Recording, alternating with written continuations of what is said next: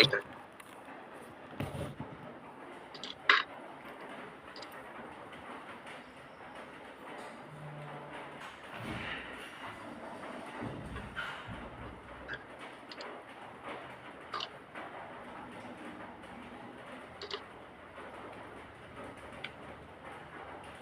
Ya, selamat malam teman-teman dari komunitas BPKA. Terima kasih karena pada malam hari ini saya diberikan juga kesempatan oleh tim BPKA untuk sharing mengenai bisnis saya dan juga kiat-kiat saya selama ini dalam berbisnis. Pada malam hari ini topik yang akan saya sharing adalah Future Factory, di mana kita semua tahu saat ini teknologi dan juga khususnya AI sudah berkembang dengan sangat pesat. Nah, dari situ saya sebagai praktisi di bidang industri juga selalu inovasi terus untuk mengembangkan sehingga kita dapat beradaptasi dan stay relevant di kondisi global yang seperti saat ini. Oke, izin saya share. Pertama-tama saya ingin memperkenalkan diri saya. Saya adalah Andrew Yonas Putra. Saya selaku CEO dari CV Anugrah Jaya Engineering yang bertempat di Malang saat ini. Saya adalah seorang mechanical, electrical, dan proses engineer yang punya passion untuk senantiasa belajar mengenai perkembangan engineering baru. Saya punya tujuan dan misi untuk memberikan solusi engineering dan penerapan engineering yang baik untuk mengoptimalisasi proses-proses produksi dan menjaga performa dari mesin-mesin yang kami provide supaya tetap konsisten dan dan meningkatkan efisiensi setelah cuan dari klien kami. Berikut adalah skill-skill yang mungkin saya miliki ya sebagai basic engineer. Di antaranya saya menguasai project management skill, AutoCAD dan mechanical 3D design, PLC programming, dan industrial health and safety yang paling penting ya saat ini. Untuk sertifikasi sendiri mungkin saya bisa share. Saya tersertifikasi sebagai ahli K3 umum dan mekanik serta electrical di Depnaker. Saya juga punya sertifikasi di bidang PLC dan otomatisasi dari General Electric.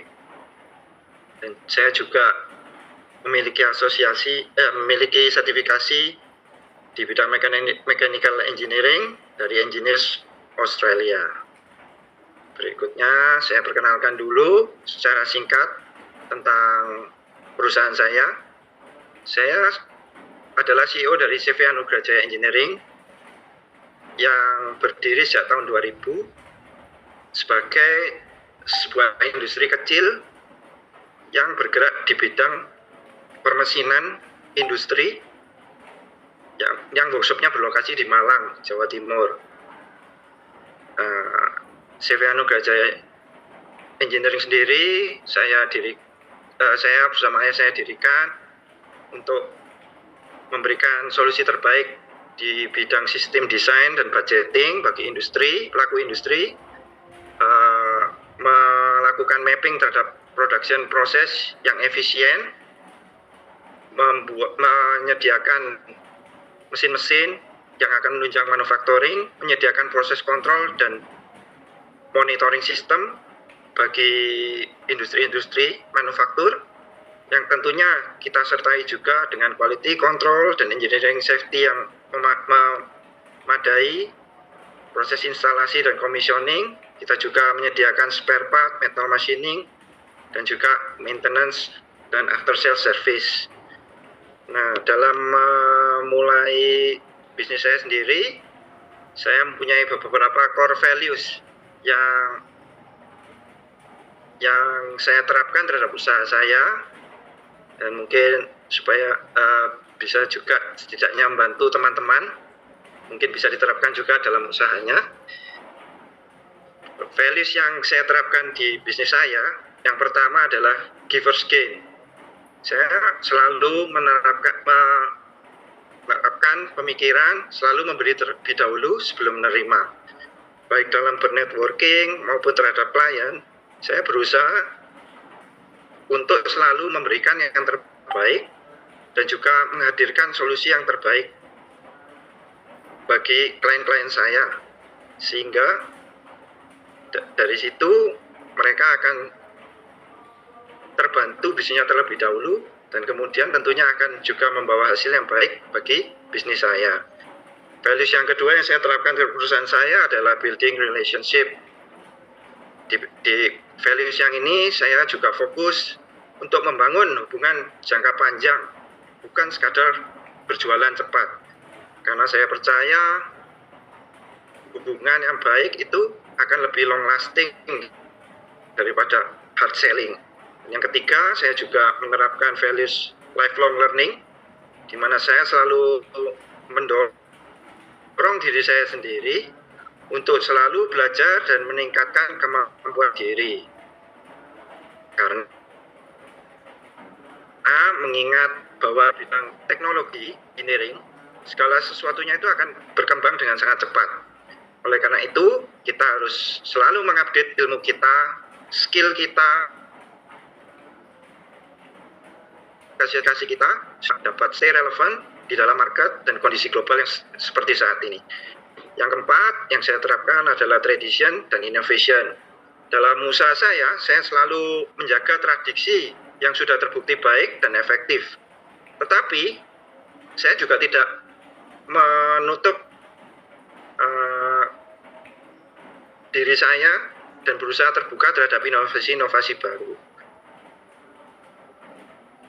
Sehingga saya percaya dengan membuka inovasi itu, perusahaan saya akan dapat beradaptasi dengan teknologi dan tren bisnis modern yang sedang berkembang saat ini. Berikutnya, sikap yang saya selalu terapkan di usaha saya adalah positive attitude, di mana saya berusaha mempunyai sikap yang positif baik terhadap network saya maupun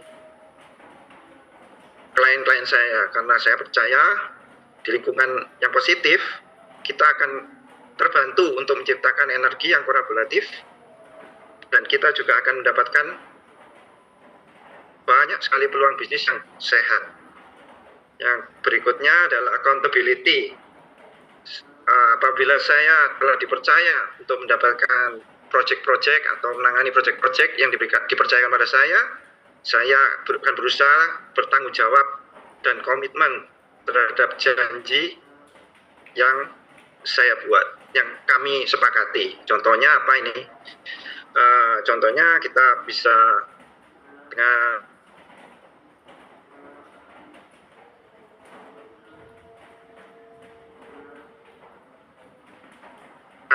yang kedua aktif dan juga menyelesaikan dalam kerjaan tersebut terpegang hubungan kita dan relasi kita.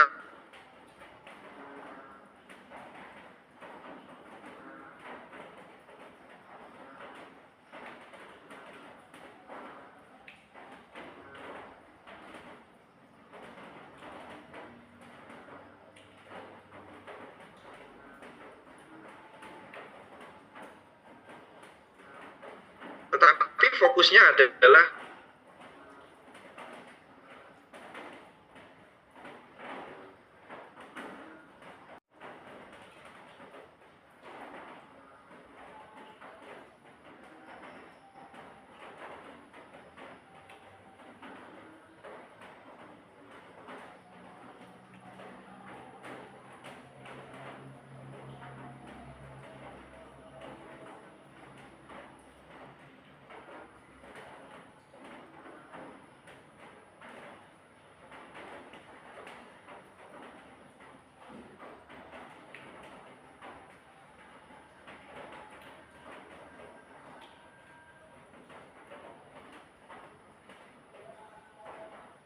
Recording in Namun progress. saat ini, mesin sudah mampu mengumpulkan data, menganalisa produksi, bahkan membantu pengambilan keputusan produksi secara real time. Sehingga dari situ, saya percaya perusahaan yang mampu bertransformasi lebih besar, lebih cepat, akan memiliki keunggulan kompetitif yang sangat besar di masa kini. Nah, seperti yang sudah saya sampaikan, berikut adalah tantangan-tantangan yang seringkali dihadapi oleh industri manufaktur saat ini. Yang pertama, yang paling fatal sekali adalah downtime mesin. Downtime mesin ini maksudnya apa ya? Jadi saat kita melakukan proses industri, apabila mesin tersebut rusak atau berhenti, produksi akan berhenti. Namun saat produksi berhenti tersebut, teman-teman, pernahkah kalian berpikir bahwa biaya-biaya akan tetap berjalan? Baik listrik, biaya operator, target produksi, bahkan potensi terjadinya penalti dari keterlambatan delivery. Maka ini sangat penting, harus kita tangani baik-baik di dalam industri kita. Yang kedua, tantangan yang dihadapi industri saat ini adalah ketergantungan terhadap operator. Nah, ini juga sangat bahaya, teman-teman. Apabila kita sangat tergantung pada kemampuan seorang operator, terjadi human error yang akan membawa kerugian bagi kita dari hasil proses kita yang belum saat itu banyak di pabrik yang sudah memiliki mesin, tetap masih belum dicatat atau terpisah di departemen. Inilah karena dengan adanya data yang tidak terintegrasi, proses kerja dari masing-masing departemen tidak akan tersinkronisasi dan akhirnya menyebabkan manajemen akan keputusan cepat dan juga terjadi potensi terjadinya kesalahan dalam pengambilan decision dalam perusahaan. Nah, kemudian yang terakhir, tantangan yang kita hadapi juga adalah inefisiensi energi dan material. Dalam banyak kasus, kebetulannya sangat besar, tapi tidak terlihat dan tidak dapat sistem kita tidak terintegrasi. Oke, akan masuk ke future factory concept. Future factory concept itu apa ya, teman-teman? Future factory concept adalah konsep modernisasi industri yang berbasis terhadap integrasi teknologi.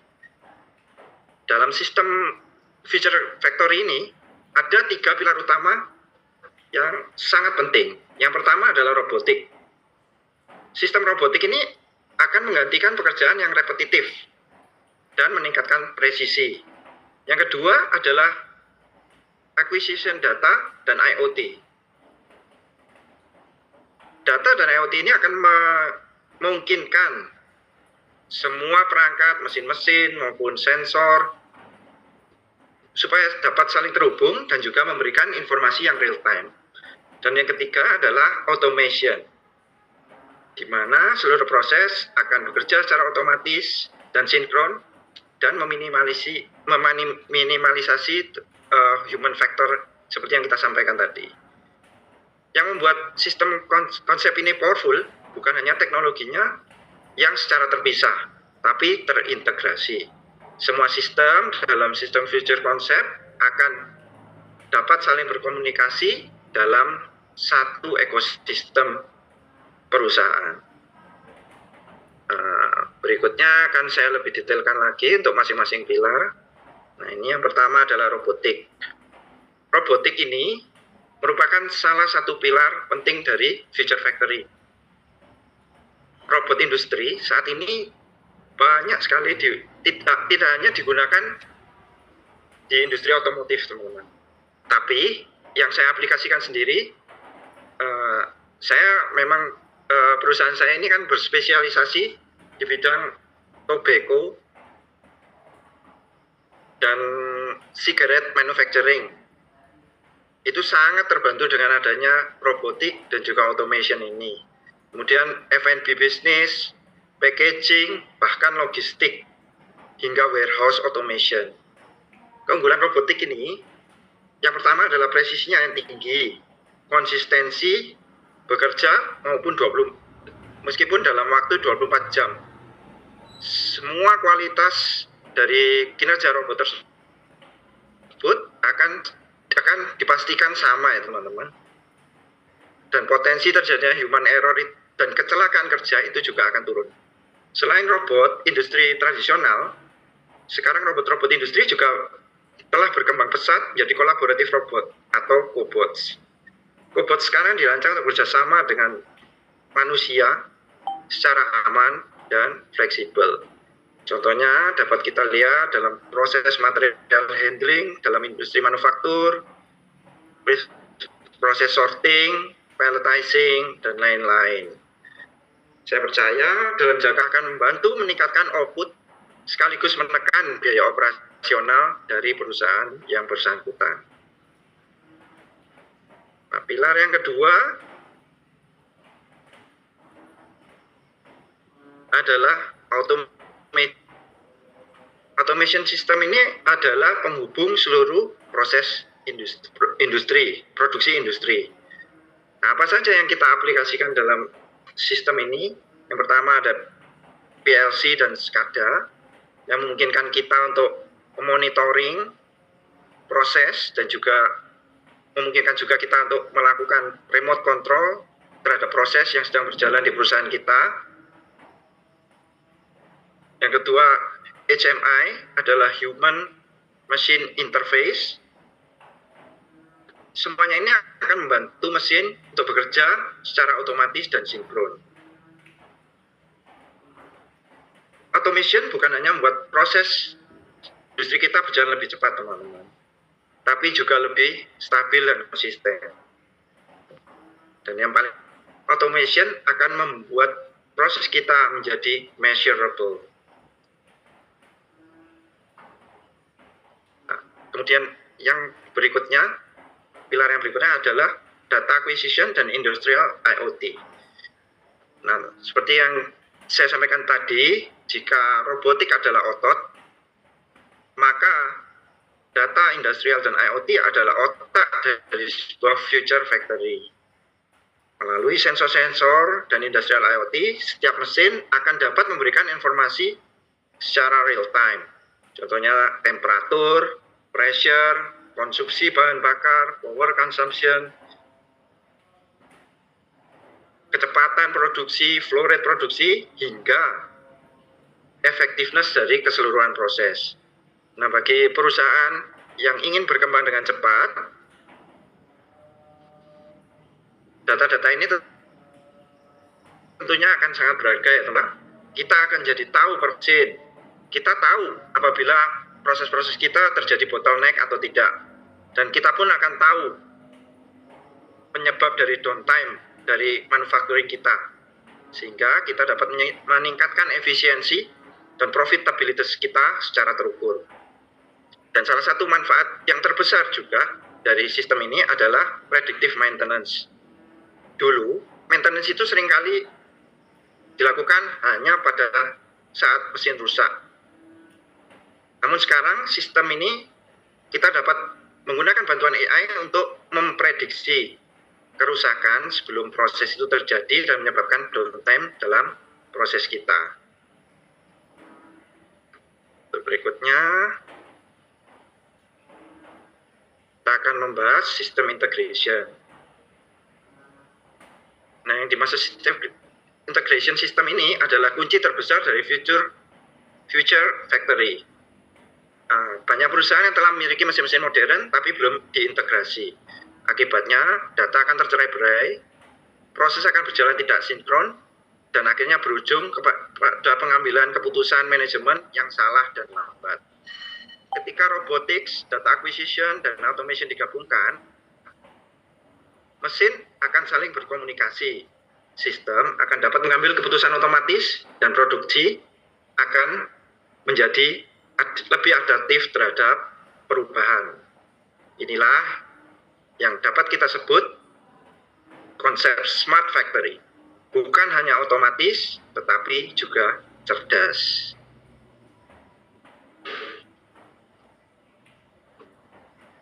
Nah, berikutnya, manfaat apa saja sih teman-teman yang bisa kita dapatkan dari future factory? Menurut pendapat saya, transformasi digital itu harus memberikan hasil dan bisnis yang nyata.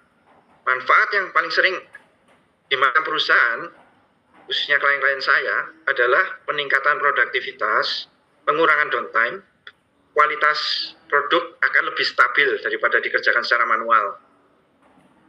Dan juga yang paling penting akan ada efisiensi energi yang tentunya akan berdampak pada pengurangan biaya operasional. Selain itu, data real time akan lebih membantu manajemen untuk mengambil keputusan yang lebih cepat dan juga akan memberikan kesempatan bagi manajemen untuk memprediksi bagaimana market akan merespon terhadap produk-produk kita. Semua ini akan berdampak langsung tentunya pada profitabilitas dari perusahaan. Berikutnya, saya akan berbicara untuk implementation strategy dari konsep future factory. Mungkin dari bayangan teman-teman, mungkin implementasinya itu harus langsung gede, skalanya harus gede gitu. Tapi tidak teman-teman, ternyata implementasi future factory ini tidak harus langsung besar.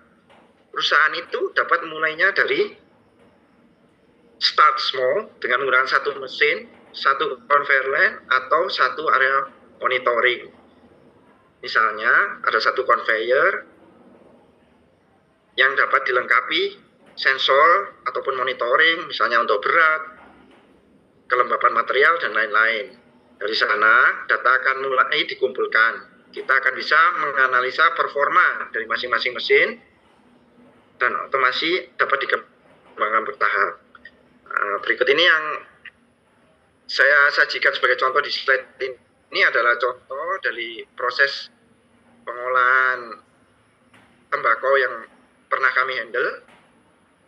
Ini skalanya kecil, dan proses ini masih bisa di scalable, jadi untuk dikembangkan menjadi proses yang lebih lanjut, digabungkan dengan proses yang lain itu masih bisa. Nah, tentunya dari pendekatan bertahap ini, teman-teman akan lebih mudah untuk menerapkannya dan lebih mudah untuk mengkalkulasi investasi, sehingga lebih realistis lagi untuk diterapkan di dalam perusahaan teman-teman. Dari sini kita bisa mulai dengan sesuatu yang kecil, tetapi dengan visi yang besar. Nah, berikutnya ini adalah penutupan dari presentasi saya. Future Factory itu bukan lagi konsep masa depan. Perusahaan-perusahaan global itu sudah bergerak ke arah smart manufacturing, AI-driven production, dan connected factory. Pertanyaannya sekarang bukan apakah kita perlu berubah dengan cepat, tetapi seberapa cepatkah kita siap bertransformasi. Karena di era industri yang modern ini, kecepatan adaptasi akan menentukan siapa yang bertahan dan siapa yang akan tertinggal. Berikutnya, itu adalah akhir dari sharing saya. Semoga saya juga bisa membantu teman-teman, memberikan wawasan pada teman-teman dengan knowledge maupun skill yang saya miliki saat ini. Terima kasih sekali lagi atas komunitas BPKA, atas kesempatan yang diberikan kepada saya. Semoga semuanya dapat membantu untuk teman-teman. Terima kasih. Baik, luar biasa ya live sharing dari Pak Andrew. Selanjutnya kita akan langsung lanjut ke sesi Q&A ya Pak. Ya. Oke, baik. Buat teman-teman semua yang ingin bertanya bisa raise hand atau bisa bertanya melalui kolom kolom chat. Nanti saya bantu untuk angkat sampaikan kepada Pak Endro. Bisa raise hand, teman-teman.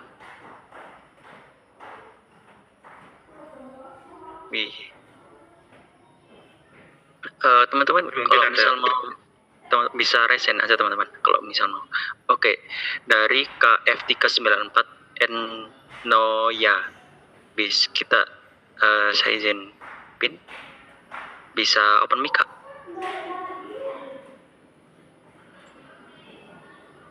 Tes. Baik, terima kasih. Sebelumnya nama saya Antoni, saya ingin bertanya, kira-kira dalam 15 tahun ke depan, untuk kebutuhan skill manusia itu lebih ke bidang apa ya Pak spesifiknya?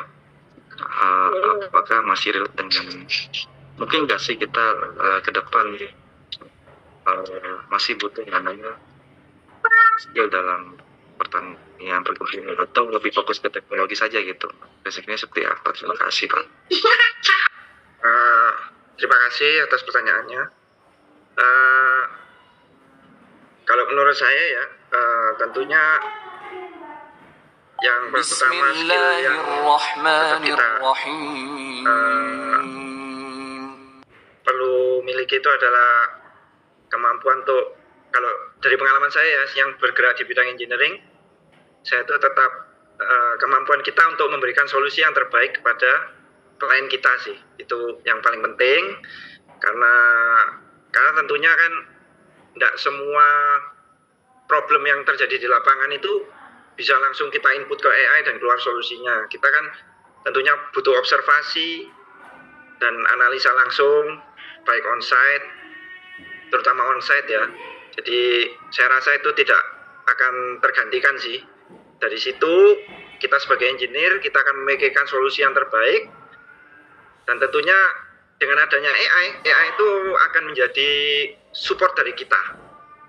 Jadi setelah kita menganalisa solusi itu apa yang ada di lapangan,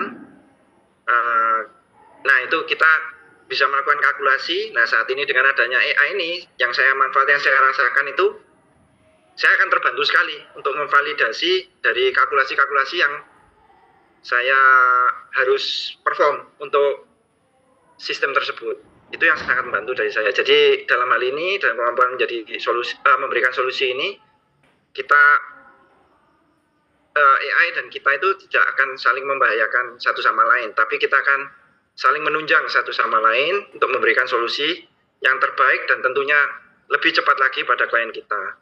Dan yang berikutnya juga data acquisition itu juga ya, dan kemampuan manajerial tentunya. Tentunya mesin-mesin ini hanya bisa mengkolek data dan juga membantu kita untuk menghadirkan mungkin grafik-grafik atau presentasi data yang membantu kita untuk mengambil keputusan nantinya. Cuman di dalam pengambilan keputusan itu kita juga tentunya tidak bisa mengabaikan analytical thinking kita ya. Jadi dari data tersebut kita harus bisa memikirkan yang terbaik dan juga dalam pengambilan keputusan tersebut. Mungkin itu sih dari saya. Oke, dari Kak Antoni ada jawaban lagi? Ingin bertanya lagi atau sudah? Open mic Kak. Oke, berarti memang kalau Mas Bapak lebih ke teknologi masih oke lah Pak ya kalau untuk ke depan ya Pak ya. Ya, tapi kita juga masih bisa dikolaborasikan lah dengan AI dan masih lapangannya Pak ya. Iya. Baik, terima kasih jawabannya Pak. Ya, terima kasih. Baik, terima kasih Kak Antoni, sukses selalu ya. Oke, next kita ke Kak Daniel. Untuk Kak Daniel bisa dibantu open mic Kak. Ya, halo Kak. Halo, saya Daniel. Mau tolong tanya, kalau untuk di usaha kayak pertanian seperti itu, apakah sudah ada, tadi kan tembakau ya, Ya, salah satu customernya. ya. Itu tembakaunya di dalam pabrik atau di lapangannya, maksudnya untuk mengetahui kondisi tanah, cuaca, kondisi tanaman kayak gitu, Kak. Perlu tahu. Kalau saat ini karena memang industri saya rokok ya, kebanyakan ya memang di dalam Pabrik. itu, di dalam pabrik ya. Karena saya kan geraknya kebetulan di bidang mesin-mesin industri, industrial machinery gitu. Oke. Ya, kalau yang seperti kondisi-kondisi itu kayaknya ada deh yang company yang bergerak di situ untuk surveillance gitu-gitu untuk AI. Ada yang pakai drone itu. Saya dulu pernah ketemu waktu di Wismilak Diplomat Success Challenge itu kan ada itu. Kalau iya. Ya, ada. Kita kan soalnya masih awam ya, kita kan masih mau belajar gini Kak tentang pertanian dan peternakan lebih tepatnya. Kemarin kita ngobrol-ngobrol tentang ayam gitu. Apakah di peternakan, apakah juga ada customer yang dari peternakan? Kalau peternakan itu saya pernah dari pengalaman saya pernah mengerjakan itu smart kandangnya yang sistem smart system itu. Jadi dari situ kita otomatisasi untuk pemberian telur ya? dan lain-lain ya. Terus pengkolekan telur dari ayam. Nah dari situ kita juga dapat langsung melakukan sorting ya. Biasanya kan sorting telur itu dari size, dari isinya itu kan kita integrasikan dengan mesin seperti mesin candling, washing dan lain-lain itu kita pernah kerjakan kalau peternakan. Kalau pertanian, mohon maaf, saat ini saya belum sih untuk surveillance gitu. Saya soalnya prosesnya kan lebih banyak ke pengolahan material ya, pengolahan bahan dari bahan mentah menjadi bahan setengah jadi atau bahan jadi gitu kalau di kita prosesnya. Cuman kalau yang peternakan itu saya kebetulan punya pengalaman di peternakan ayam sih waktu itu. Ada yang minta untuk dibantu mengembangkan smart system untuk kandangnya itu. Itu sih dari saya. Terus untuk pengecekan pakannya gimana Pak? Apakah apa itu namanya, untuk pakannya apakah ada pemantauan juga Pak untuk sensor dan lain-lainnya gitu dari berat pakannya atau kandungannya? Oh ya, kalau kandungannya itu kita nggak bisa kita cuma mesinnya kan cuma untuk nge-mix saja gitu. Cuman kalau secara flow rate-nya berapa, timingnya berapa lama sekali harus di feed ke kandang gitu-gitu kita bisa pantau sih. Terus nanti untuk telur segala kan kita berapa jumlah telur yang dihasilkan, berapa yang gagal atau nggak layak dijual gitu ya, itu kita juga bisa akuisisi datanya dari situ. Baik, kalau untuk kayak domba maupun sapi, apakah ada juga pengalaman Kak? Kalau saya belum, mungkin tapi kalau secara pakan aja ya kayaknya applicable sih untuk semua. Kalau pakan, cuman kan kalau untuk hasil yang seperti itu kan tentunya beda ya. Kalau ayam kan telur itu lebih mudah kontrolnya, sortirnya. Iya, karena kecil ya. Ya. Kalau kayak sapi itu kan ada kayak kayak di kalungnya, dia dipakein kalung kayak gitu ya. Iya. Kalau itu saya belum ada sih untuk experience di sana. Oke, jadi yang sudah pernah pernah dicoba dan sudah applicable itu yang untuk ayam ya berarti? Ya, untuk ayam itu kita sudah pernah sistemnya. Jadi itu lengkap komplit. Nah, nanti mungkin kalau Bro Daniel ya ini ya tadi. Iya, Daniel. Ya, kalau ada bisa nanti saya share kontak saya di. Boleh. Ini nanti kalau misalnya kita mau ngobrol-ngobrol atau saya bisa untuk sharing nanti. Baik, terima kasih ya Kak Indru. Ya, sama-sama. Thank you pertanyaan. Thank you Kak Daniel, sukses selalu ya. Thank you. Oke, next kita ke Kak Elvin. untuk Kak Elvin bisa open mic, Kak. Ya, malam, Pak Andrew. Malam. Terima kasih sharingnya. Saya mau nanya, saya baru mau buka usaha di bidang IoT.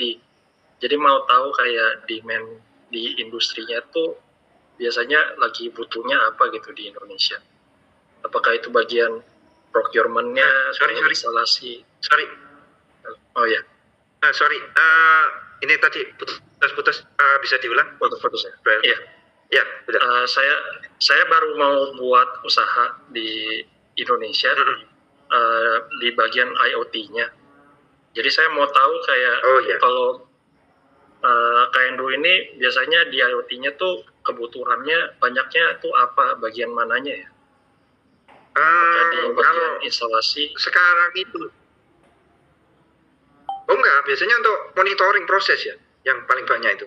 Jadi kan sekarang itu kan karena itu ya, kita kan semua untungnya itu terdorong karena mau nggak mau itu dipaksa jadi serba digital itu kan, jujur aja karena pandemi COVID kan. Iya. Jadi ya kebetulan saya dulu boomingnya itu memang pas COVID itu. Jadi kan beberapa owner itu kan, terutama untuk kasus saya ini kan, saya kan kebanyakan pabrik rokok. Nah pabrik rokok ini kan turun-temurun. Lah kebanyakan tuh generasi 1, generasi 2-nya itu kan mereka masih terlibat di perusahaan gitu loh. Nah pada waktu terjadinya COVID itu, karena tentunya kan potensi resiko ke mereka, apalagi yang udah usia lanjut kan. Nah itu kalau IoT-nya itu mereka yang dulunya nggak bisa, yang dulunya selalu hadir di pabrik untuk nanya masing-masing departemen itu kan. Dengan adanya sistem ini, mereka itu mereka itu minta dibuatkan jadi seperti line produksi gitu. Mereka itu minta datanya itu secara real time gitu loh. Jadi mereka itu bisa mantau juga dari remote kan. Itu sih kalau klien saya gitu. Itu nanti kan mereka bisa tahu performanya produksi hari ini berapa, terus konsumsi bahan bakar, terus bahan baku, material yang keluar ini berapa, outputnya berapa. Jadi mereka kan tahu apa terjadi fraud atau tidak. Mereka kan, soalnya kalau generasi-generasi yang gen 1, gen 2 dalam perusahaan gitu kan, biasanya itu curiosity-nya tinggi dan nggak gampang trust ke orang gitu loh. Jadi mereka lebih di sana untuk monitoring proses, terus outputnya ini benar nggak dengan bahan baku dan energi yang dipakai segini ini sesuai nggak, menguntungkan tidak. Dari situ kan mereka jadi fungsinya lebih ke arah pengambilan keputusan gitu-gitu sih. Iya. Tapi kalau dari Kak Andrew sendiri, apakah ada kesulitan yang kayak hal-hal yang sulit dilakukan sendiri gitu, yang kalau misalnya ada vendor luar mungkin bisa ngebantu usaha Kak Andrew? Kalau saya sendiri kan sebetulnya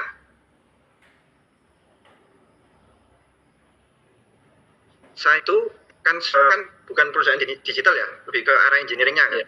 Saya lebih ke manufaktur mesin-mesin industrinya, yaitu custom. Saya custom sendiri, bukan impor saya. Ya, cuman kalau packaging saya impor. Memang saya datangkan, karena kan kalau bagi saya packaging ini untuk bersaing dengan negara lain, khususnya China ya, memang agak berat. Karena mereka kan kalau packaging ini kan memang produksinya itu massal ya.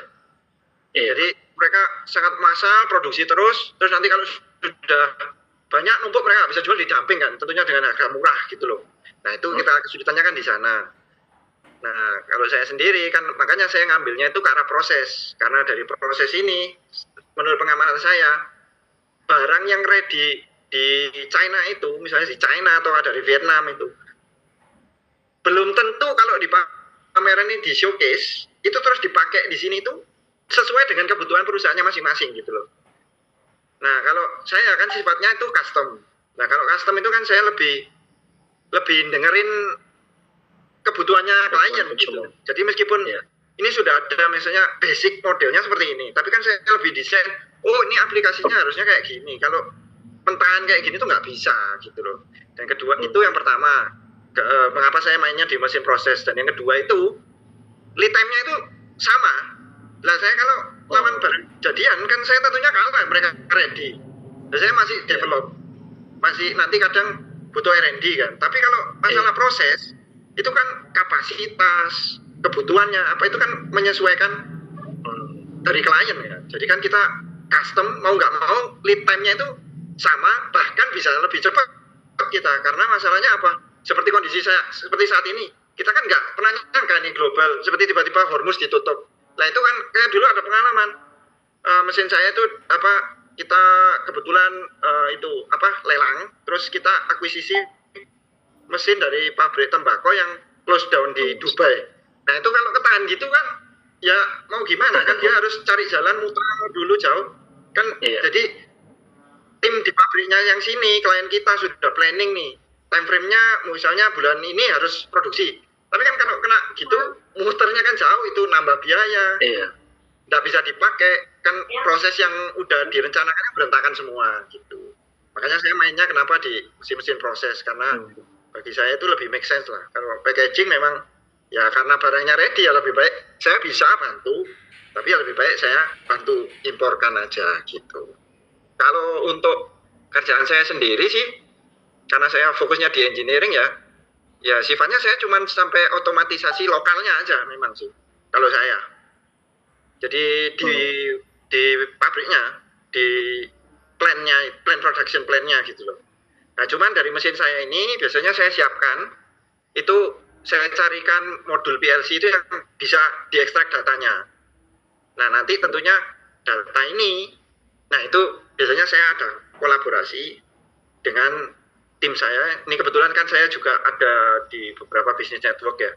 Nah itu saya biasanya kolaborasi dengan vendor-vendor yang bisa mengintegrasikan data-data tersebut ke sistem ERP. Kemudian dari ERP ini, dari itu kan nanti dimasukkan ke kayak komputer server lokalnya yang di plan situ kan. Nah nanti dari plan situ baru kita ekstrak, kita masukkan transfer secara mobile, biasanya ke rumah direksi, atau juga sekarang itu udah bisa dipantau secara mobile kan.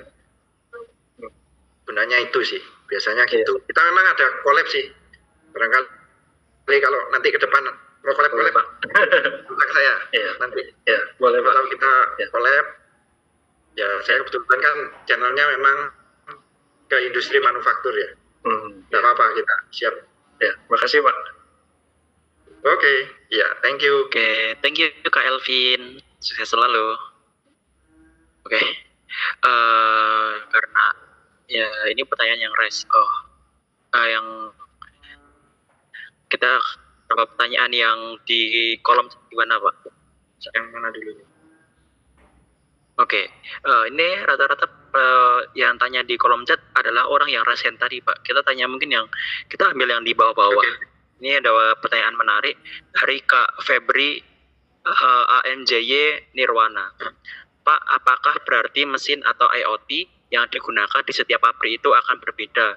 Walaupun bidangnya sama seperti packaging, jadi setiap pabrik perlu disetting manual ya? Udah, bisa saya jawab. Baik. Tentunya pasti berbeda dong. Karena proses masing-masing produk itu kan beda-beda. Seperti saya contohnya dalam pabrik rokok aja kan nggak sama itu resepnya. Jadi kan nggak mungkin sama, pasti beda itu sistemnya. Kan juga tentunya material yang diproses nggak sama, tentunya juga kan nanti parameter-parameter yang dimasukkan terhadap untuk perlakuan yang menghasilkan material yang sesuai standar itu kan juga beda-beda. Misalnya dari temperatur, dari warnanya, tingkat kematangannya. Jadi itu beda-beda sih, tergantung industrinya, industri apa gitu, bisa sesuaikan gitu sih. Oke, baik. Berarti bisa dibilang punya Pak Endro ini bikin sebuah produk engineering yang custom gitu ya, sesuai kebutuhan bisnisnya masing-masing. Saya banyaknya custom. Gitu. Saya izin bertanya ya Pak. Ya. Oke. Sebenarnya saya juga sama. di bidang teknologi juga, cuman saya lebih ke digital, jadi kayak bikin web atau app custom gitu. Nah, cuman saya juga baru kepikiran kemarin itu, saya nanya ke beberapa orang ya, kalau bikin produk itu tuh bagusnya mending saya jalanin yang customnya aja atau mau bikin yang produknya langsung jadi semua orang bisa pakai. Nah, sedangkan kebutuhan bisnis itu beda-beda nih. Nah, kalau saya boleh minta saran gitu nggak sih Pak? Kayak semisal bagi saya nih orang yang pelaku usaha tapi digital yang membantu proses bisnis juga.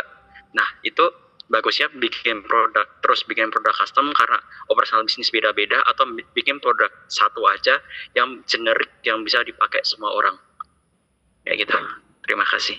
Ya, kalau menurut saya, kalau generik tentunya lebih mudah, dan maksudnya kan semua orang bisa langsung ready kan, ready dan bisa diakses cepat gitu loh bila orang butuh. Cuma kan itu biasanya terbatas ya, maksudnya seperti chatbot lah gitu-gitu kan. Nah, cuman kalau menurut saya nih, kalau bisa custom itu kan tentunya kita bisa added value lah, ya kan. Kan tentunya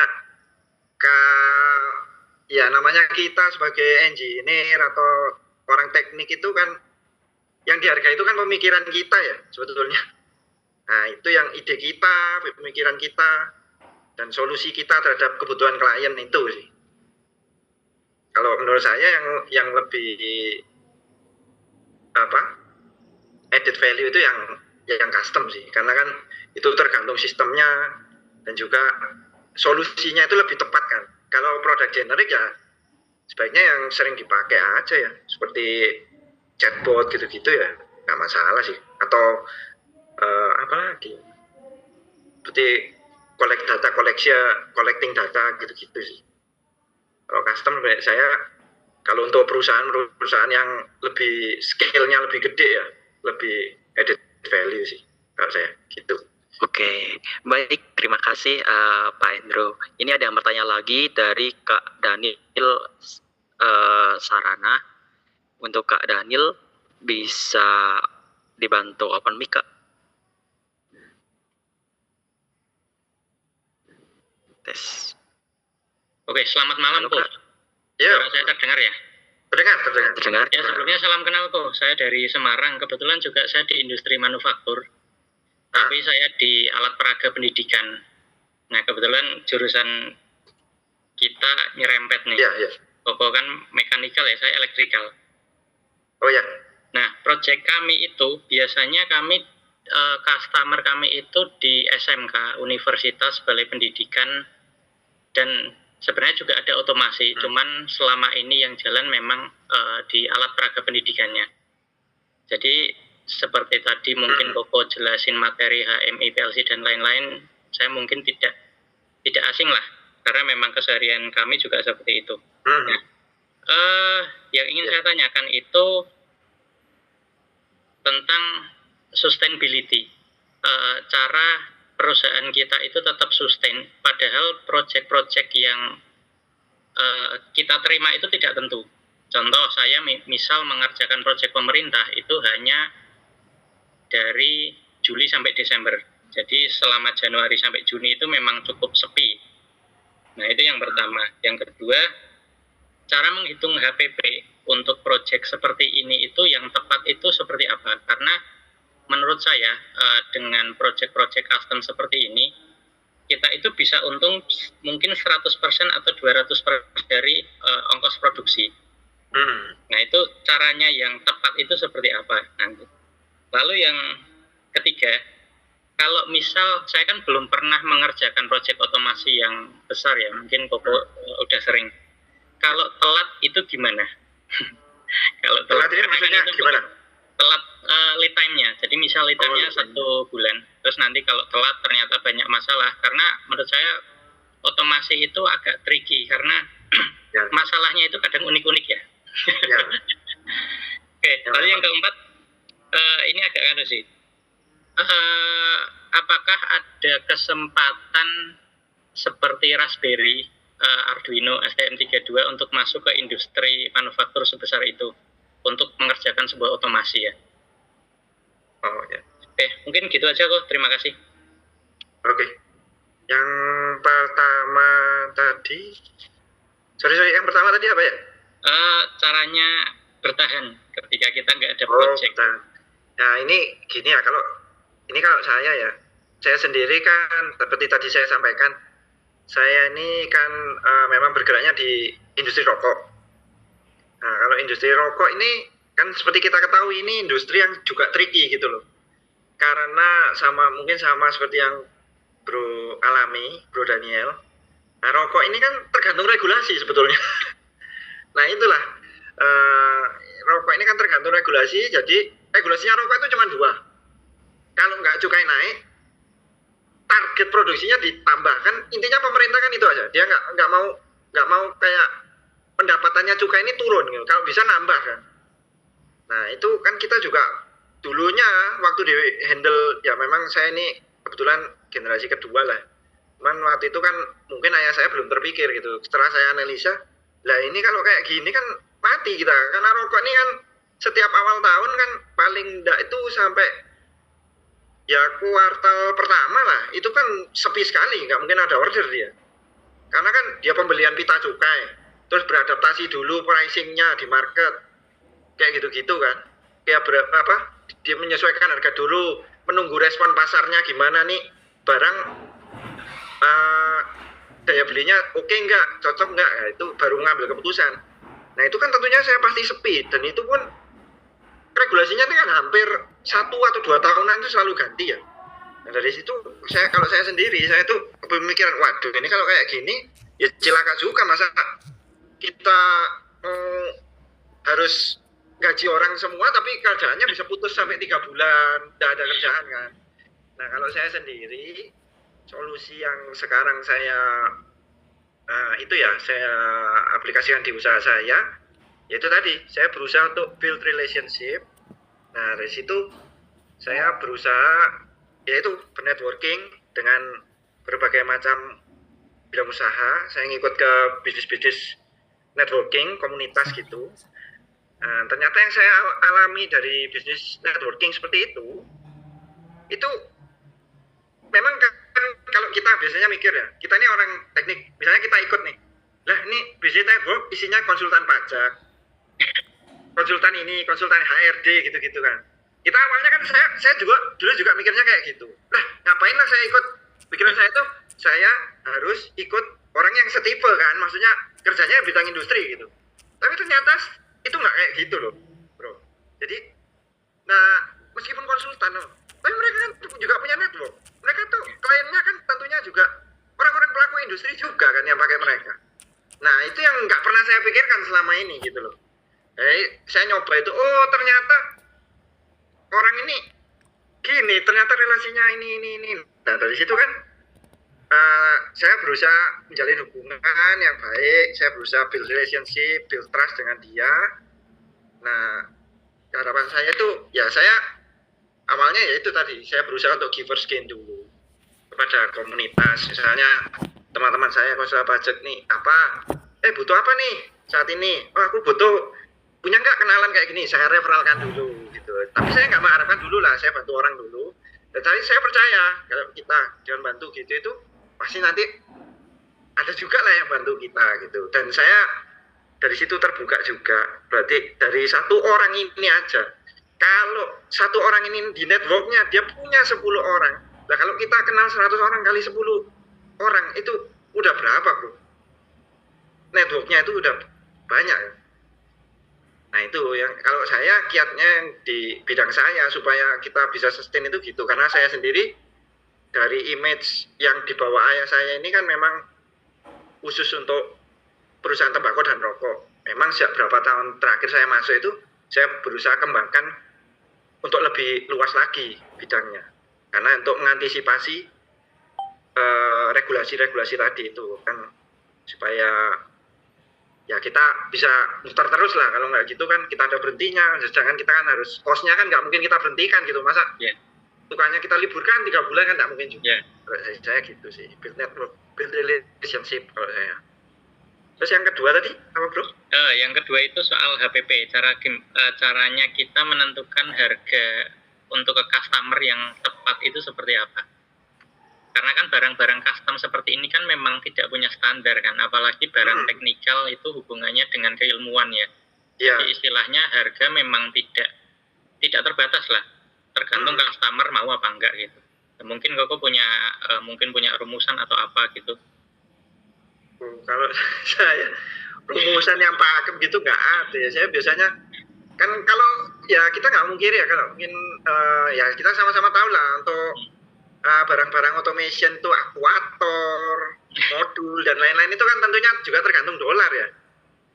Saya biasanya sih dari harga bahan itu saya kasih space sih 10% atau berapa itu saya antisipasi gitu loh. Karena kan kalau kayak gini kan gejolaknya naik turun. Cuman dari deadline-nya penawaran itu untuk terkonversi menjadi order itu saya batasi misalnya 14 hari supaya mengurangi potensi kita untuk tekor ya. Karena kan kayak gini lah, apa dikit di sana yang saya gerak sana yang kena kita. Makanya naiknya nggak tanggung-tanggung, kayak besi aja 20%, nanti plastik 100% kan. Itu saya gitu. Terus kalau untuk ongkos kerja dan itu ya saya biasanya saya kalkulasi dulu biaya realnya berapa ya, terus saya edit untuk kita kasarannya ongkosnya ide kita, pemikiran kita gitu loh. Cuman kan repotnya memang kalau di sini itu yang kurang appreciate sama klien ya. Terus jujur aja, kita itu mikir susah-susah, tapi kan mentoknya itu ya mohon maaf ya, kalau purchasing kan memang bukan orang teknik gitu bro. Nah kita kan kanjelannya selalu purchasing kan. Maksudnya mereka kita ajak ngomong gimana, kita jelasin. Ya sulit, karena mereka memang basicnya nggak teknik. Mereka kan tujuannya cut cost, kasih cuan gitu aja kan. Minimalisir cost productionnya, tapi cuannya gede kan gitu. Memang targetnya mereka kan kayak gitu kalau purchasing. Nah dari situ sih saya berusaha kalau ketemu purchasing atau apa itu, saya lebih, Pak bisa nggak didampingin orang tekniknya atau orang produksi gitu. Jadi misalnya saya bisa memberi penjelasan gitu loh, ini value-nya kita itu di sini Pak, misal proses ini kan kita, kalau purchasing kan sulit, kita jelaskan misalnya kita bilang, simpel aja deh, kita milih aktuator nih merek China sama Vesto katakannya, kita kan tahunya Vesto tuh. Nah mereka kan kalau itu yang penting kan pokoknya bisa dipakai gitu kan. Tapi kan kalau kita ketemu orang produksi sama orang tekniknya kan kita kerjaan bisa Pak pakai Vesto aja, ini lifetime-nya 5 tahun, Bapak beli yang China, memang murah Pak sekarang, tapi Bapak jamin nggak bisa maintenance ini? Lah kalau setahun ganti, 5 tahun ganti 5 kali Pak. Nah ini sekarang misalnya harganya 1 juta, yang itu 5 juta. Tapi dengan pakai yang China ini 5 tahun ke depan, lah kena inflasinya. Kan tekor Pak. Nah kita kan bisa masukin kayak gitu-gitu. Tapi kalau kita langsung purchasing, ya itu memang sulit. Makanya kan keputusan saya join ke networking, bisnis community itu kan tujuannya itu. Pertama, tentunya yang referralkan itu kan juga bisnis owner, seperti konsultan apa itu kan dia bisnis owner juga dong. Dan tentunya kalau bisnis owner nih memberikan rekomendasi ke kliennya atau ke temannya, itu kan pasti langsung didengar gitu. Dan akibatnya nanti kan saya bisa langsung kontak dengan ownernya dulu. Nah kalau owner ini kita beli penjelasan, masukan-masukan lebih gampang gitu loh untuk turun ke purchasing-nya. Kalau saya untuk hitungan kayak gitu, biasanya nggak ada yang rumus yang pakem gitu, nggak ada sih. Terus yang berikutnya apa bro? Tadi itu yang ketiga, kalau telat. Kalau telat itu ini cuman kan aja sih. Kalau telat di pabrik itu gimana itu? Ada denda atau enggak? Kalau saya ada penalti pastinya. Terutama kan karena klien saya ini kan ya kebetulan ya ada major company ya, seperti Philip Morris kan PMA, Japan Tobacco PMA, BAT itu yang megang Bentul sekarang itu juga PMA. Nah itu kan syaratnya ketat sekali. Dan itu kalau kita kerja sama local company masih enak bro. Kan mereka mau DP, nanti termin kedua, baru setelah berita acara pelunasan. Nah kalau company gede kan nggak mau bro, mereka kan kesannya, ya mohon maaf nih ya, kalau mereka itu kan kesannya, lu yang butuh gue nggak butuh lu, gue nggak ada, lu bisa cari vendor lain, kayak gitu loh. Jadi kan mereka lebih, lu mau kasih gue apa gitu loh, lu mau nggak ikutin syarat gue, kan kayak gitu, mohon maaf nih, kesannya itu seperti itu. Nah, jadi memang pasti mereka masukkan klausul-klausul itu, pasti ada penalti. Biasanya itu kalau di saya itu 1 per mil biasanya, 1/1000 dari harga jadinya itu.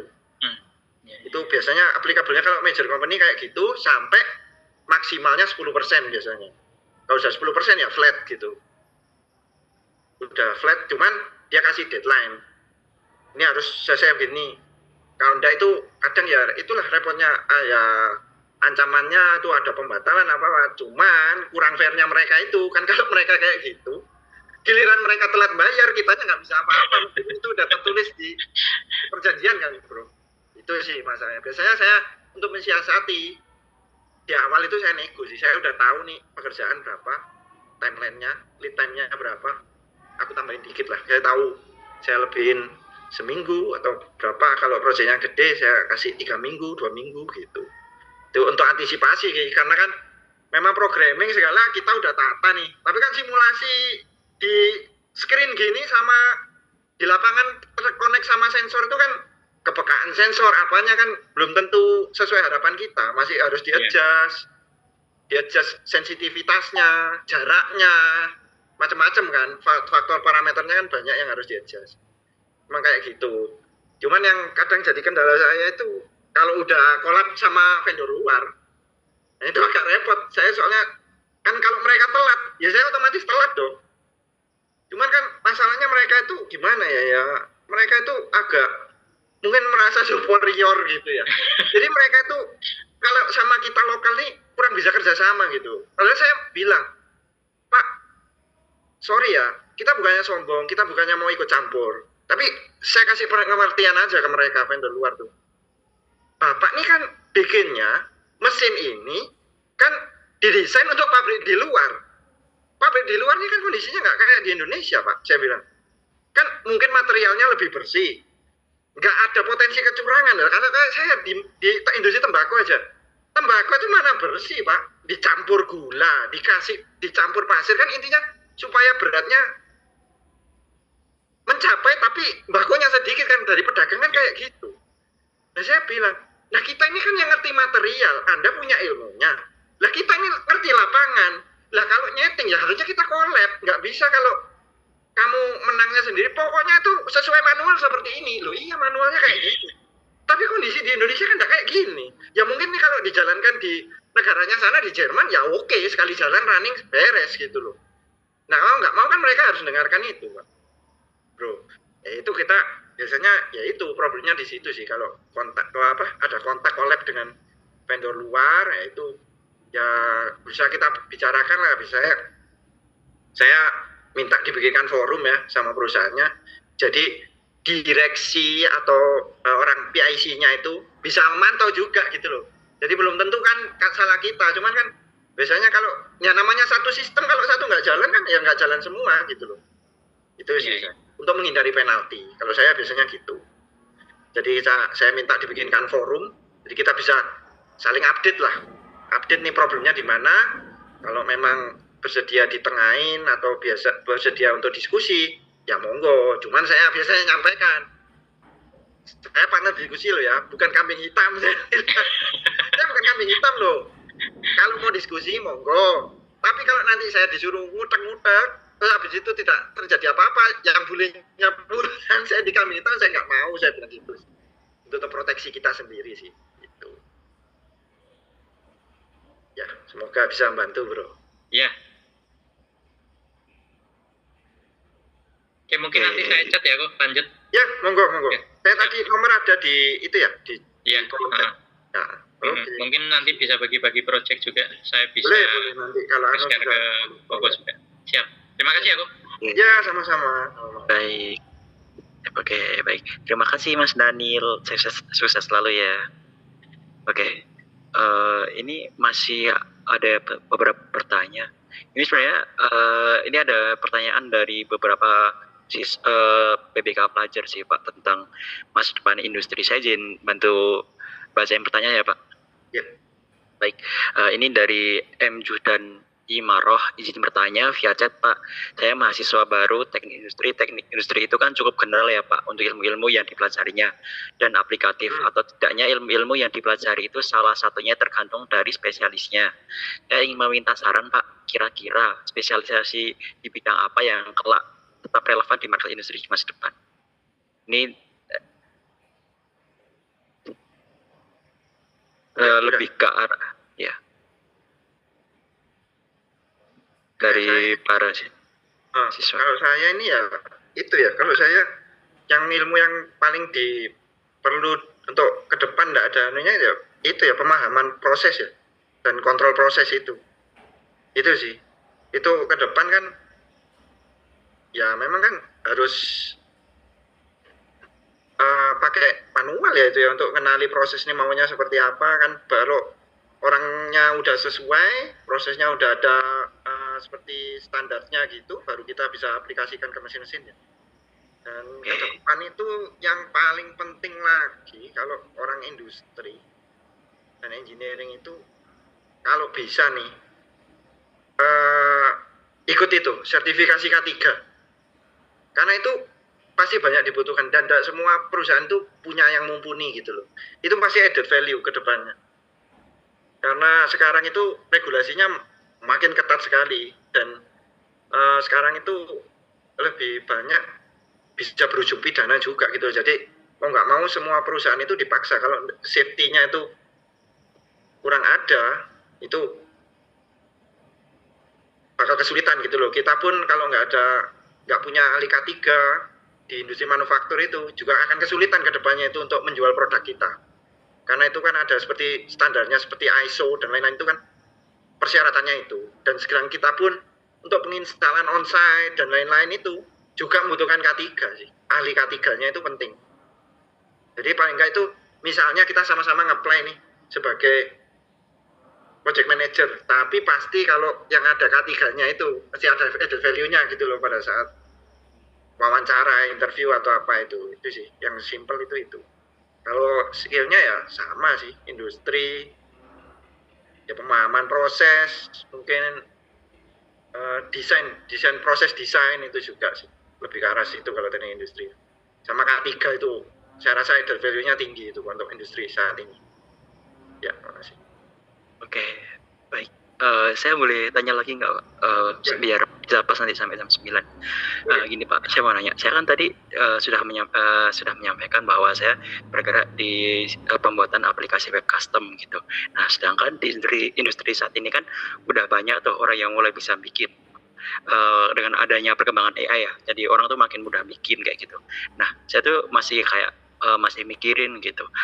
Gimana sih cara bedain saya sama mereka semua gitu. Sebenarnya udah terbantu terjawab dengan ada sertifikasi K3. Yeah. Nah, selanjutnya juga bisa dibantu dengan service tertentu yang nggak ada dipikirkan sama banyak orang gitu. Nah, saya mau lebih ke nanyanya tuh gimana saya kan jadi di industri web app sendiri kan jadi lebih ke red ocean ya, banyak kompetitornya jadinya. Nah, menurut Bapak sendiri nih dari Pak Andrew itu gimana sih biar walaupun semua orang bisa bikinnya, dan gimana cara walaupun semua orang bisa bikinnya dengan lebih mudah, gimana cara biar bisa kelihatan beda di antara yang lain gitu. Terima kasih. Bagus sih. Nah, kalau saya biasanya ya itu, saya kan selalu yang seperti saya sampaikan tadi, values yang saya aplikasikan di usaha saya selalu lifelong learning itu. Saya berusaha untuk update terus ya. Kalau untungnya kan kalau kompetitor saya itu seperti itu, mereka tuh agak males gitu. Jadi udah ini mereka terlalu nyaman, jadi pakemnya buatnya ini terus. Makanya saya sadar orang kan ya itu tadi, kalau nggak meningkatkan efisiensi, meningkatkan kapasitas, ya kualitinya yang dikejar kan itu ya. Kalau industri ya, efisiensi, ketepatan, quality itu aja. Nah di situ kan, ya itu saya update terus gini. Kalau untuk added value, ya itu ya, selain tentunya kan sertifikasi itu kedepannya kan itu makin itu ya, selalu dicari orang kan, Anda tersertifikasi misalnya di bidang Arduino, Python atau apa gitu-gitu, itu kan lebih dipercaya lah kita daripada kompetitor yang mungkin tidak punya sertifikasi atau apa itu. Kan itu lebih value sih kalau di saya, sama seperti K3 dan lain-lain. Dan yang berikutnya apa ya? Ya mungkin kalau saya ya itu kemampuan kita untuk menghadirkan solusi ya kepada kebutuhan masing-masing klien, menyesuaikan, beradaptasi terhadap kebutuhannya mereka itu. Kalau saya percaya kalau solusinya itu benar-benar bermanfaat bagi mereka, itu juga akan menjadi kebaikan buat perusahaan kita sih. Itu. Karena kan tidak semua orang itu telaten ya sama klien. Kadang kan udah baru setengah jalan gitu udah solusinya oh gini aja tapi nanti nggak tepat guna gitu-gitu kan. Ya biasanya saya lebih listening lah, kita lebih sabar lagi listening ke apa sih requirement-nya klien nih, kebutuhannya seperti apa. Nah itu klien tuh ternyata lebih suka seperti itu, bro. Jadi kayak seperti saya sendiri, saya pengalaman kan di perusahaan saya sendiri kan tentunya ada sales nih. Nah, saya tuh punya sales, saya pekerjakan untuk nyari ke klien-klien rutin mereka. Cuman ya kebetulan kan kalau saya kan regular customer ya untuk pabrik rokok. Nah itu saya kirim sales ke sana. Tapi setiap sales ini kembali ke kantor, saya selalu tanya, gimana? Di sana itu ada order kan? Selalu jawabannya nggak ada. Jadi saya tuh kirim sales kayak cuman absen doang gitu. Lalu saya tanya, loh mana? Kok nggak ada kerjaan? Nggak ada. Sampai suatu saat itu saya juga bingung, ini kenapa ya kayak gini. Tapi di sisi lain kompetitor saya itu, loh kok ada project gitu loh. Nah akhirnya dari situ saya memutuskan sendiri, saya nggak pernah malu, saya nggak segan-segan untuk berkeringat. Saya beranikan diri, saya bilang ke ayah saya, yang kebetulan ayah saya sebagai direktur operasional ya, dia pegang finance dan pembukuan dan lain-lain. Kalau saya kan lebih gak banyak CEO-nya sebagai urusan ya istilahnya COO lah, operatingnya kan. Nah itu saya memutuskan saya turun sendiri. Nah itu apa yang saya dapatkan? Pertama, itu kalau kita kirim sales, biasanya direksi itu nggak mau ketemu kan. Dia merasa mungkin pikirannya mereka itu ya kok dikirimin cuma salesnya doang gitu. Tapi intinya itu kan mereka, kalau saya menangkap mereka itu kalau ketemu saya apalagi di bidang teknik nih bro ya, seperti kita nih, mereka tuh selalu ada problem. Mereka tuh ingin mendengarkan solusi cepat gitu. Nah kalau sama sales mereka tuh bentar ya pak, nanti kita sampaikan ke perusahaan, nanti ada tim yang menghubungi bapak. Nah mereka tuh merasa buang-buang waktu gitu loh. Ngapain aku ngobrol sama dia, mengadakan waktu untuk dia, toh juga aku nggak dapat solusi apa-apa, nanti mesti nunggu lagi gitu. Nah itu yang aku tangkap. Nah dengan keputusan saya terjun sendiri, itu ternyata banyak sekali order ya yang ada itu. Itu sih yang saya sama ini yang mungkin bisa menjadi pembeda saya dengan kompetitor saat ini itu. Jadi saya sering ke lapangan sendiri, jadi saya langsung dengar langsung keluhannya mereka apa, problemnya apa. Dan saat itu kita bisa diskusi apa lebih cepat gitu loh. Oh pak solusinya ini, nanti saya desainkan ya. Mereka tuh lebih seneng kayak gitu. Jadi mereka lebih seneng, oh paling nggak mereka hatinya itu udah tenang dulu gitu loh. Oh aku ketemu orang ini nggak buang waktu kok. Aku menemukan paling nggak meskipun kedepannya katakanlah belum tentu jadi nih, tapi dia udah ada insight. Oh bisa ya ternyata problemku ini dipecahkan seperti ini. Mungkin tinggal budgetnya atau timingnya aja kan ya kita serahkan lah, paling enggak ya itu saya giver skin dulu. Kurang lebih seperti ini pak. Nah ini kurang lebih bisa diginikan sistemnya seperti ini. Nah kira-kiranya gimana, nanti kita diskusi lebih awal. Dari situ ternyata banyak sekali bro order di lapangan itu yang sebelumnya itu nggak terjaring oleh sales-sales yang kita kirim. Oke, makanya dari itu akhirnya saya putuskan udahlah nggak usah pakai sales, jadi saya putuskan rutin. Saya kalau di perusahaan saya itu setiap minggu itu paling nggak saya melakukan visit 3 kali lah ke klien-klien di lapangan itu. Dari situ ya puji Tuhan nih ordernya kok ada terus gitu. Dan yang terakhir ya itu tadi saya bilang joinlah komunitas visit network seperti itu. Nah cobalah bangun accountability, kredibilitasnya bro di sana. Dari situ kan tentunya teman-teman komunitas itu ada trust. Nah dari situ siapa tahu bisa berujung dengan lainnya referral kan yang nggak pernah kita duga sebelumnya. Kalau dari saya gitu sih. Oke, baik. Terima kasih banyak Pak. Itu sangat membantu banget bagi saya, terutama yang di industri yang benar-benar red ocean gitu-gitu. Bener sih. Kalau semisal saya lebih turun sebagai owner langsung, itu kliennya lebih trust dan langsung dapat solusinya juga, nggak langsung bertele-tele. Memang itu yang diinginkan itu kayak gitu, bro. Jadi mereka butuhnya tuh, ya itu mereka mungkin ada value ya. Oh, orang ini kok memberikan saya ketenangan gitu loh. Pikiran saya ini bisa saya utarakan, saya bagikan ke dia, dan saya dapat solusi. Itu saya lihatnya seperti itu. Makanya mereka kan, kalau kita sudah berhasil memberikan itu, meskipun belum tentu maksudnya pending nih, masih karena terkendala budget atau timing, orang itu nggak akan lupa bro sama kita. Pasti, oh ini aku trust sama orang ini gitu loh. Ini solusinya aku udah dapat dari orang ini. Akhirnya dia itu kadang ya itulah, dia nggak akan pusing-pusing lagi nyari yang lain, mau tanya lagi, tanya sensinya mungkin 1-2 lah, tapi paling nggak kita itu udah masuk di mindnya dia gitu loh, pikirannya dia, jadi dia akan selalu ingat kita sih. Kalau saya gitu. Baik, terima kasih banyak ya Pak. Ya, sama-sama. Oke. Saya langsung komentar dulu ya Pak. Ya. Dari Kak Ahtar. Jam berapa berangkatnya nanti? Jam 10-an nanti. Busnya ada TWC belum? Katanya sih kurang tahu juga. Tapi katanya jam 10 busnya sampai sini. Viralnya ya di China, di luar negeri gitu, walaupun masih sedikit nih ada di Indonesia. Nah itu pendapat Bapak yang selaku yang emang udah dalam di industri machinery and automation, itu bagaimana? Terima kasih. Mau kemana nih? Kalau mesin industri sih saya rasa robot nggak mungkin menggantikan ya, karena kalau robot itu kan kebetulan lebih banyak digunakan tuh untuk melakukan menggantikan pekerjaan-pekerjaan manusia yang berulang, ya kan, seperti packing gitu-gitu, terus assembling gitu-gitu sih. Tapi kalau untuk proses yang melibatkan banyak parameter, saya rasa sih nggak bisa ya. Malah robot ini menjadi support sistemnya juga gitu sih kalau saya loh.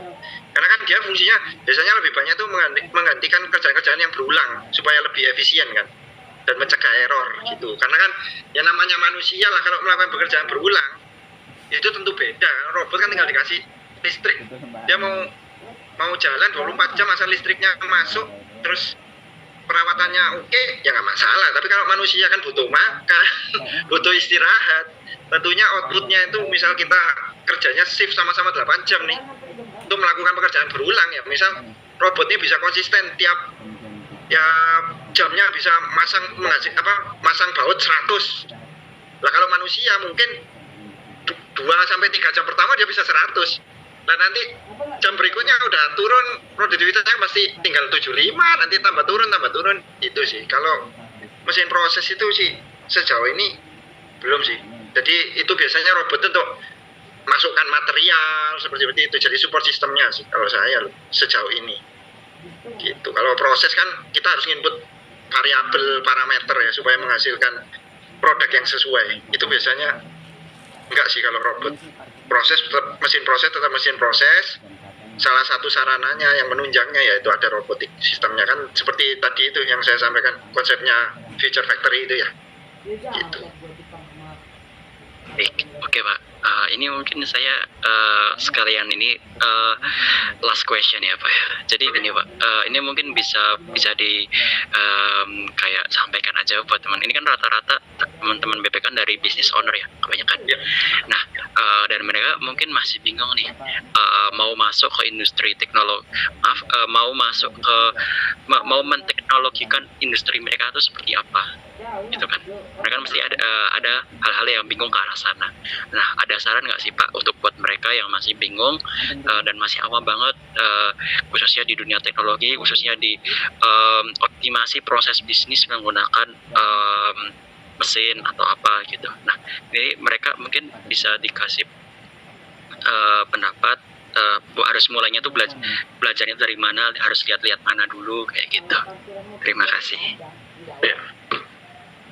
Ya kalau untuk acuannya ya pasti industri yang sudah lebih ya biasanya kan kita bisa ngamati sistemnya, aplikasikan sistemnya ke bisnis kita juga, kemudian kita modifikasi ya.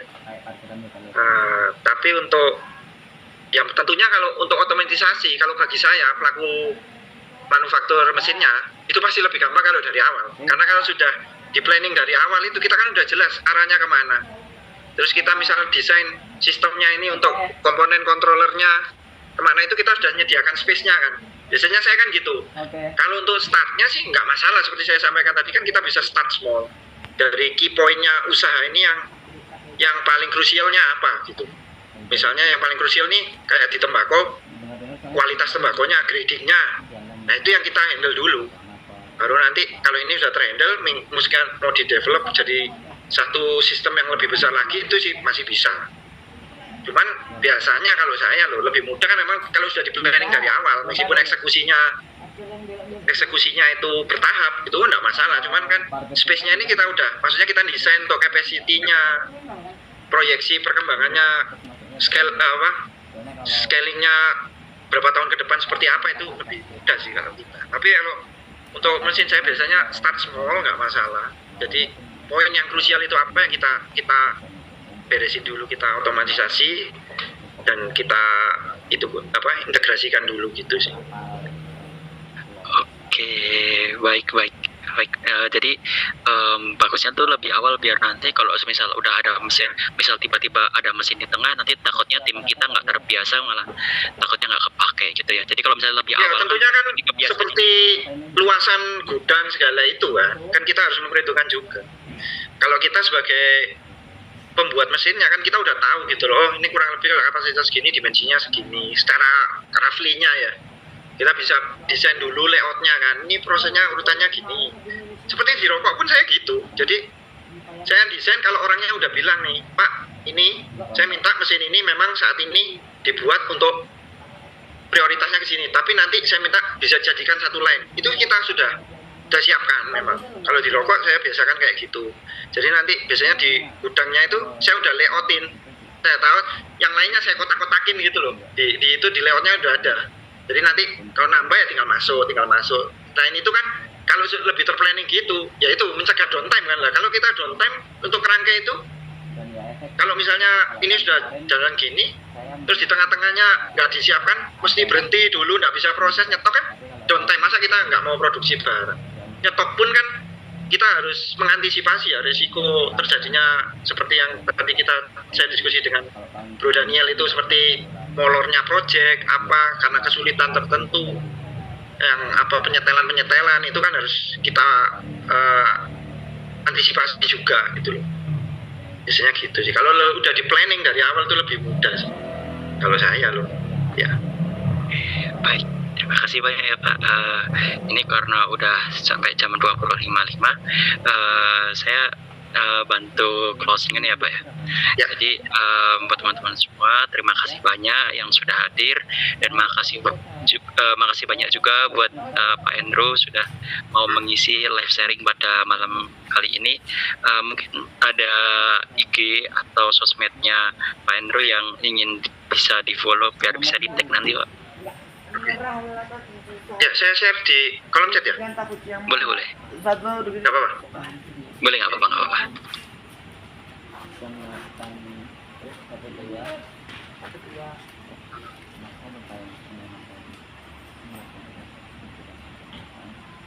Kalau saya nih IG-nya kebetulan kalau perusahaan kan nggak banyak, soalnya kan kalau nggak bisa dikontenin mau gimana ya.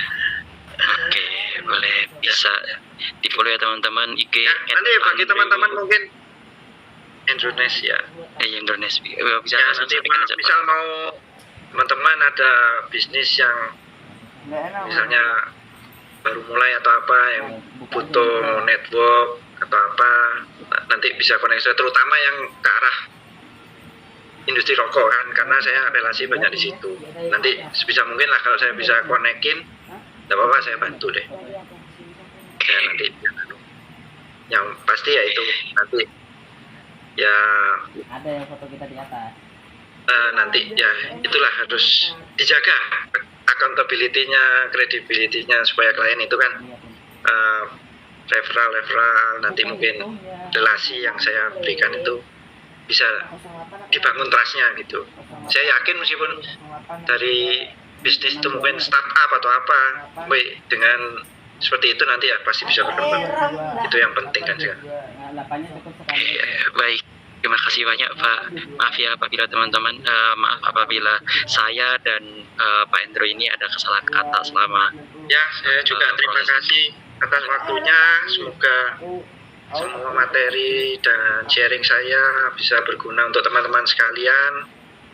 Nanti bisa kontak saya juga kalau mau diskusi atau apa. Kalau saya pas bisa, coba saya adakan waktu. Karena saya sendiri kan juga ada beberapa bisnis network itu juga. Kebetulan saya jadi tim leadership, jadi kan kadang waktunya kalau pas rutin meeting atau apa, ya itu kadang-kadang. Tapi nanti saya cobalah, kalau ada yang bisa saya bantu, saya bantu. Terima kasih, mohon maaf juga kalau saya ada salah-salah penyampaian atau jawaban-jawaban saya yang kurang berkenan. Saya juga minta maaf, terima kasih atas waktunya. Senang bisa berbagi. Nanti saya juga kalau bisa nih, kalau teman-teman ada yang punya ilmu yang saya belum punya, monggo di sharing. Saya tidak ragu belajar dengan teman-teman sekalian, karena saya percaya teman-teman pun pastinya punya ilmu yang baru, yang relevan dengan saat ini, yang mungkin saya belum saya kuasai gitu. Saya siap belajar juga. Ya, terima kasih teman-teman. Oke, baik teman-teman, kasih semua bisa live sharing saya izin akhiri ya. Terima kasih. Ya, selamat malam. Selamat malam. Yo. Banyak kali kamera yang motoin saya. Kok betul? Kayak emang fotonya petang.